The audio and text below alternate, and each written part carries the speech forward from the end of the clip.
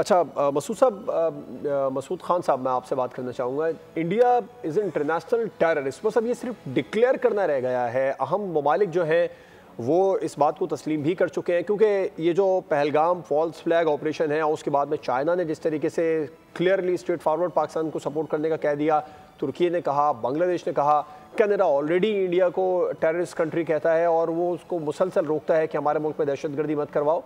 मजीद क्या बाकी रह गया है कि डिक्लेयर किया जाए इंडिया आलमी दहशतगर्द है? मेरे ख्याल में एक बड़ा मजबूत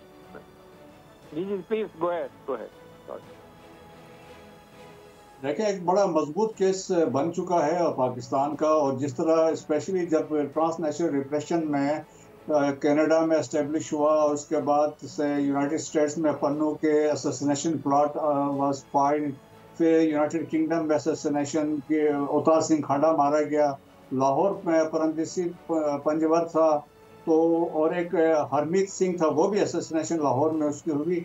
तो एक तो ये भी था। फिर गार्डियन ने स्टोरी करी कि कश्मीरी जो मारे गए थे 20, वो पाकिस्तान में मारे। राजनाथ सिंह ने तो ऑफिशियली कन्फेस किया हमने घुस के मारा है, तो वो भी है।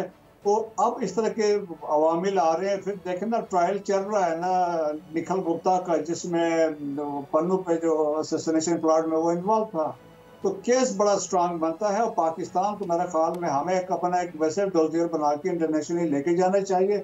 हमें हर वो मुमकिन स्टेप उठाना चाहिए इंटरनेशनली टू एक्सपोज इंडिया है। इंटरनेशनल दुनिया मानती है, लेकिन हमें एक और डोजियर बना के भेजना चाहिए। हम 5 डोजियर वैसे जमा करा चुके हैं। अफ्रीकन टेररिज्म पाकिस्तान 2009 में पहला था, 2020 में लास्ट हुआ है, और इसमें एक इररेफ्यूटेबल एविडेंस भी है। और उसके साथ साथ हमने तो यहाँ तक बंदों के नाम भी दिए कि कौन कौन सा बंदा कहाँ पर क्या कर रहा था। सो देयरफॉर हमारी कोशिश होनी चाहिए। यूनाइटेड नेशन सिक्योरिटी काउंसिल में भी इसको हमें डिबेट पे लेकर जाना चाहिए। Already they have emergency session की बात। बिल्कुल ठीक है मसूद खान साहब, आपका मौक़िफ़ सामने है। मसूद खालिद साहब, आप क्या समझते हैं, क्या बाकी रह गया इंडिया को इंटरनेशनल टेररिस्ट डिक्लेयर करवाने में?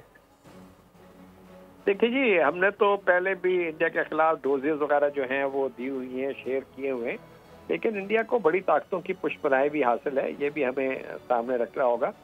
मेरा ख्याल है कि इस क्राइसिस का जो भी नतीजा निकलेगा वो तो खैर अभी हम नहीं कह सकते, लेकिन इसका जो एक एडवांटेज हुआ है या एक डिविडेंड पाकिस्तान को डायरेक्टली मिल रहा है, तो कश्मीरियों को मिल रहा है कि वो कश्मीर का इशू जो है वो दोबारा जो है सामने आया है और हाईलाइट हुआ है, और जो कश्मीरियों की जो स्ट्रगल है उसको एक तक़वियत मिलेगी।